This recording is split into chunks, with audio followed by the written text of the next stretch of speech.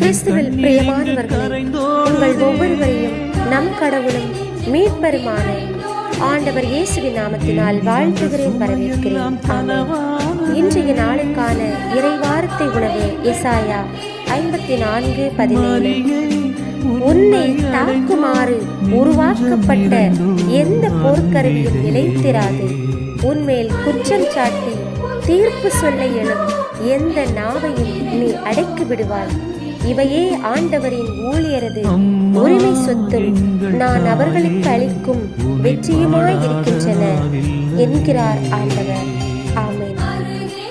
இயேசுவில் பிரியமானவர்களே, இன்றைக்கான இறைவாரத்தின் மூலம் ஆண்டவர் நமக்கு தருகின்ற நல்வாக்காக இருப்பவே, நமக்கு எதிராக எழும்பு நிற்கின்ற எல்லா ஆயுதங்களும் நிலைக்காமல் செய்வேன் என்று வாக்கு தருகின்றார்.